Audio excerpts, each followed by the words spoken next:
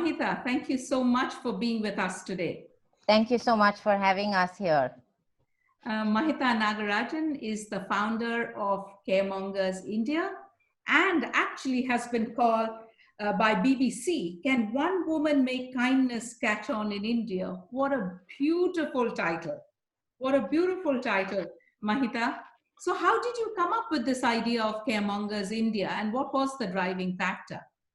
So at a time when social distancing began to be advised in India, it wasn't enforced by the government or the authorities, but it was just advised when the first few COVID cases began to be discovered in our country. And a couple of my school friends actually reached out to me from overseas, asking me to help their elderly parents in Bangalore, stock up on medicines or groceries and so on for about a fortnight or a month, so as to not necessitate them going out, right? And help them maintain isolation as well. And I think stemming from that, I extended the call to my personal friends and family on Facebook, from where I think the message spread. And while I began to get requests from strangers asking me to check in on their elderly family in Bangalore, I also began to get a lot of messages from people who wanted to do similar initiatives across their locations. And this was pan-India. Yeah.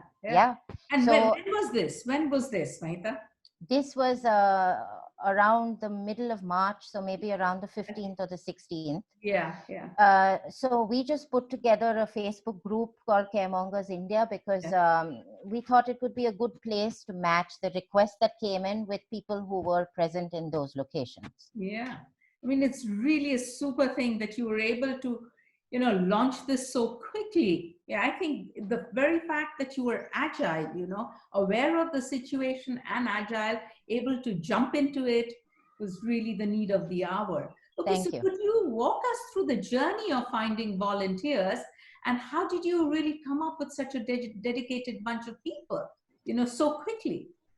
So I think very hearteningly, it hasn't taken us much to find volunteers. I think the idea of caremongering is that anyone can help. You can be of assistance to absolutely anybody, whether it is in your own home, in your own community, in your own city, or even in your own country, and sometimes across the country as well. I mean, across the world as well. So caremongering just means that you're of assistance to somebody, whether it is in terms of providing a contact or putting somebody in touch with a safe source in another location, or actually physically running an errand for a senior citizen. And because the idea of being of assistance is so easy, I think volunteers just sort of were attracted to the concept of caremongering. Yeah. And you, of course, reach out to the elderly, to the vulnerable, to people who are, disabled, have a disability, and I also read somewhere you also reach out to families which essentially have children who are like under a year or so. Yes. So the concept of caremongering can extend to anybody because whoever is in need of help needs help. It's not our place. Yeah. So Mahita, my next question to you is, you have Facebook. How come you also launched a helpline where you get 700, 800, 900 calls per day asking for, guidance and support? So the bulk of our requests actually come in from senior citizens who require assistance. And when the Facebook group began to grow, we found that the number of volunteers grew exponentially.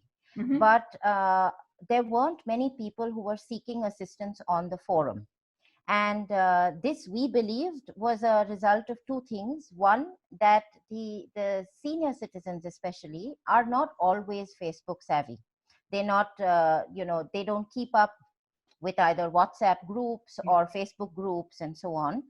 And secondly, it's not easy for anybody to seek assistance. And more So it was a way for them to either pick up the call and still remain anonymous, but also find the help that they required at that particular point in time. So once we actually launched the helpline, the both the number of volunteers as well as the number of people seeking assistance grew in leaps and bounds. Wow, that's really super. So, given the rapid success of caremongers in this time of crisis here in India, what's your vision and how do you, plan to take this forward post COVID-19, which will hopefully come by, in some time? Sure. So the thing is that Caremongers was born out of the COVID crisis, and we have found that there is a very real need for assistance among all the vulnerable groups that we prioritize. And at this moment, I think the group and the volume of requests that we get in keeps us busy enough that we're able to fulfill requests from across the country, and we're able to find volunteers to assist in every remote location. I'm not sure we have had the time to sort of think about what happens in the future, or figure out what form Caremongers India is going to take, but we are sure that any help that we can give will be given to people who ask. Which is really super. And my last question to you today, Mahita, is caremongers and yourself, you've got a fair bit of international coverage, media coverage. Yes. For instance, I've read these very nice articles in BBC and the Forbes in recent times. So how do you, how do you deal with this responsibility? It is a big responsibility. Yes, it is. I think I feel very privileged that to be a part of a forum which only seeks to infuse positivity when everything around us is negative, right? You can switch on the TV, you can turn on the radio, you can read a newspaper, and you are constantly bombarded with negative news. And our little community of 30,000 people now, we're 30,000 people on Facebook. Wow.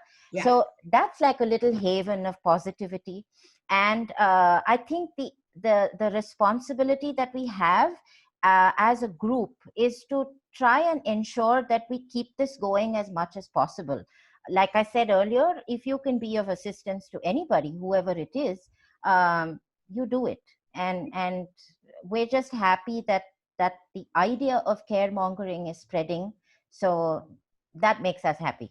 Thank you, Mahita, for being with us. It is just such an inspiration, It is so inspirational.